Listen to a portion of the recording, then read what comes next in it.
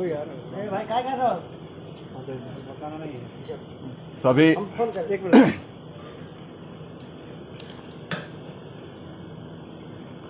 हाँ दादा।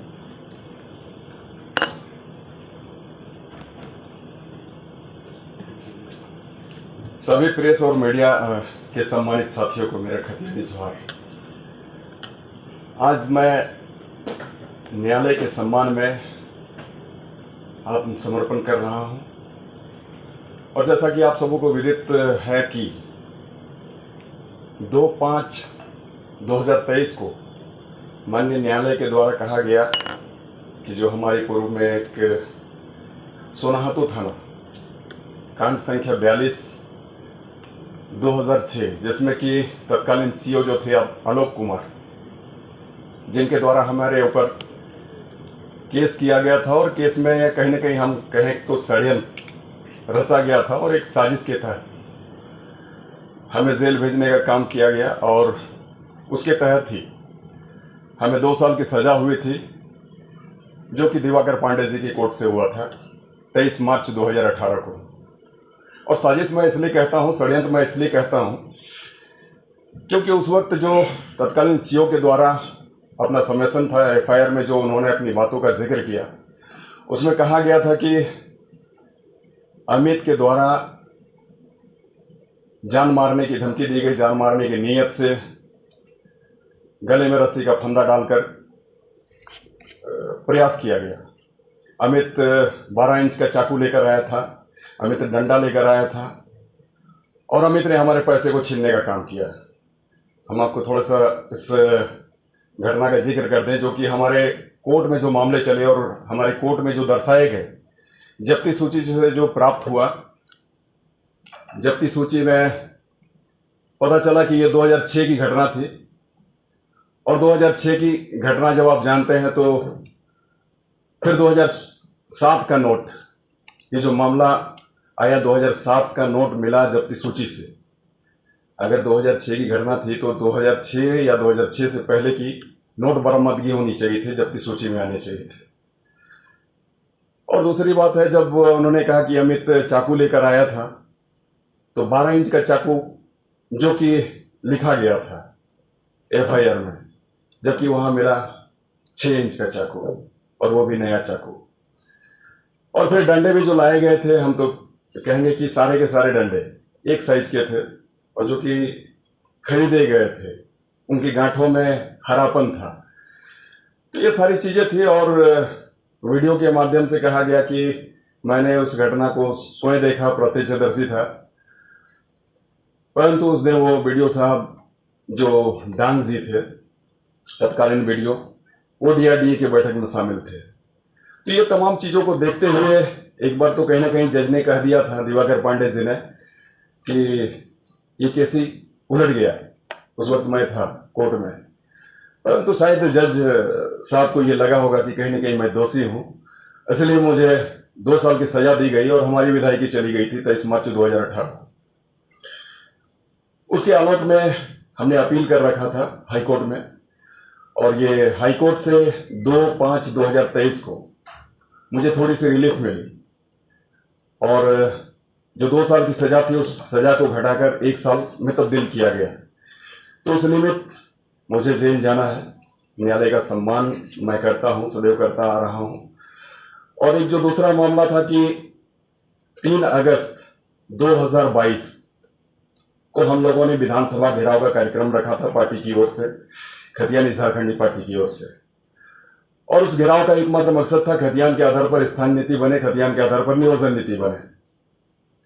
और उसी निमित्त हमारा घेराव कार्यक्रम था। पूरी तरीके से लोकतांत्रिक तरीके से शांति व्यवस्था को कायम रखते हुए इस घेराव कार्यक्रम का हम लोगों ने हिस्सा बनने का काम किया। लेकिन कहीं ना कहीं सरकार की मंशा क्लियर नहीं थी, साफ नहीं थी। उनकी मानसिकता, गलत मानसिकता के कारण हमारे ऊपर सरकार की ओर से केस किया गया। और केस करने के बाद में जो हमारे सिविल कोर्ट और हाई कोर्ट में जो हम लोगों ने बेल की अपील की, तो हाई कोर्ट से भी हमें बेल नहीं मिला, सिविल कोर्ट से नहीं मिला। और हाई कोर्ट से ये निर्देश दिया गया कि आप समर्पण करें, उसके बाद ही आपको बिल मिलेगा। तो उसके निमित्त भी हम लोग जेल जाने का काम करेंगे। तो आज का दिन बंधुओं, मैं आप लोगों को इसलिए आमंत्रित किया हूं कि आज मैं समर्पण कर रहा हूं और इन दोनों जो न्यायालय के जो फैसले आए हैं उस फैसले का मैं सम्मान करता हूं। और कहीं ना कहीं आज ये जो सरकार है, सरकार के मंसूबे गलत हैं और आज आंदोलन और आंदोलनकारियों की जो स्थिति बनी हुई है इस राज्य में काफी तकलीफदेह है, पीड़ादायक है। हमारे यहाँ जो भी हक हकूक की बातें करने वाले व्यक्ति हैं, जो भी आंदोलनकारी साथी हैं या फिर पहले भी रहे हैं, उनके साथ नाइंसाफी हुई है। सदियों से यही होता चला आया है, वर्षों से यही होता चला आया है। और वर्तमान समय में जो सरकार जो हमेशा ही कहते रही है कि हम माटी की पार्टी है, उसके जरिए भी यही किया जा रहा है। ये तो हमेशा ही कहते थे कि आंदोलनकारियों को हम सम्मान देते हैं, चाहे झारखंड हो या फिर झारखंड हित में जो लड़ता हो। परंतु तकलीफ की बात है कि ऐसे पार्टियां आज सत्ता में बैठकर मगरूर हो चली है और सत्ता मद में चूर है।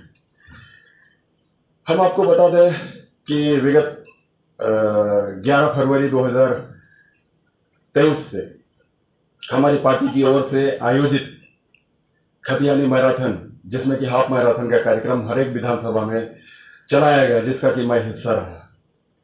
हमने हर एक मैराथन में अपना भाग लिया और हम आपको बताएं कि हमारे खतियानी साथियों ने 2709 किलोमीटर की दूरी को हंसते हंसते दौड़कर पूरा किया और एकमात्र मकसद था कि हम अपने पैरों को तकलीफ देते हुए अपनी व्यथा को प्रकट करते थे माननीय मुख्यमंत्री हेमंत जी के समक्ष, जो आज सत्ता में बैठे हुए हैं। और एकमात्र यही हमारा डिमांड होता था कि खतियान के आधार पर स्थान नीति बने, खतियान के आधार पर नियोजन नीति बने, ताकि हमारे यहाँ के युवा युवती, हमारे यहाँ के छात्र छात्राओं को उसके उज्जवल भविष्य हेतु नौकरी मिल सके, उसको मान सम्मान के साथ जीने का हक मिल सके। आज इन 22 सालों में हमें हमारा नाम नहीं मिला कि हम झारखंडी हैं। यहाँ तो जो 15 सालों से जो रहते चले आ रहे हैं, 10 सालों से रहते चले आ रहे हैं, 5 सालों से रहते चले जा रहे हैं, 20 सालों 25 सालों से रहते चले आ रहे हैं, उसके पैरेलल हमें खड़ा किया जाता है, जो कि खतियानी है, जो कि न जाने यहाँ कितने वर्षों से रह रहे हैं।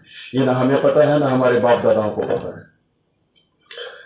और ऐसे में हमारे समानांतर किसी को खड़ा किया जाना ही तकलीफदेह है, क्योंकि ये झारखंड हमारे खतियानियों के लिए बना है, ना कि किसी दूसरों के लिए बना है। मैं किसी बाहरी का विरोधी नहीं हूँ। बाहरी व्यक्ति हैं, आए सम्मान के साथ यहाँ पर बिजनेस व्यापार करें, लेकिन जो हमारा हक है, खतियानियों का हक है, निसंदेह उस पर कटौती नहीं होनी चाहिए। प्रथम प्राथमिकता, अंतिम प्राथमिकता भी हमारी खतियानी बननी चाहिए।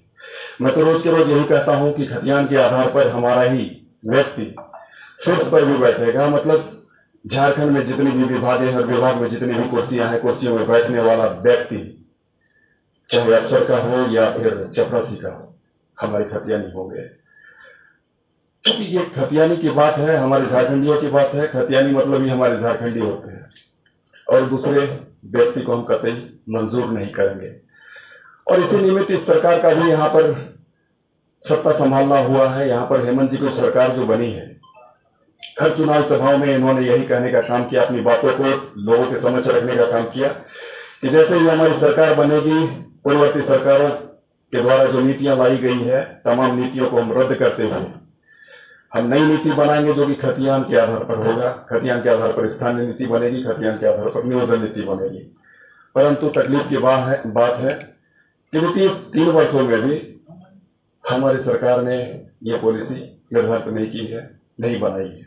और रोजगार तो दूर की बात है। तो हमारा जो ये मैराथन था, इस मैराथन में हमने पाया, पूरे झारखंड में हमने एकमात्र जो सबसे बड़ा मुद्दा जिसे हम कहें, सबसे बड़ी जो बात कहें, वो यही है कि हमारे यहाँ बेरोजगारों की फौज खड़ी होती चली जा रही है और रोजगार आज सबसे बड़ा मुद्दा है। भुखमरी हमारे बीच कायम है, गरीबी। हम तो ये कहें कि अगर हम कह दें कि झारखंड हमारा सबसे संपन्न राज्य है और हम यहाँ के सबसे गरीब व्यक्ति हैं, पिछड़े हैं, शोषित हैं, तो इस बात में कोई गुरेज नहीं होगा। झारखंड में जो नीति हमें मिलनी चाहिए थी, नहीं मिली। और आज सरकार कहीं ना कहीं अपनी ही प्राथमिकताओं में व्यस्त है। उनकी प्राथमिकता क्या है? उनकी प्राथमिकता है आवास बनाना, अपने लिए, गाड़ियां महंगी महंगी गाड़ियां खरीदना अपने लिए वैसे वैसे दलालों को जगह पर नियुक्त करना अपने अपने फायदे के लिए, गलत गलत ब्यूरोक्रेट को, आईएएस आईपीएस को नियुक्त करना ताकि वो रोज के रोज धन उगाही कर सकें और यहाँ के सत्ता संभालने वाले शीर्ष नेतागणों को उसके पॉकेट भर सकें, उसके बैंक बैलेंस बढ़ा सकें, उसके घरों में पैसे जमा कर सकें। ये आज उनकी प्राथमिकताएं रह गई है, जो कि तकलीफ देह है।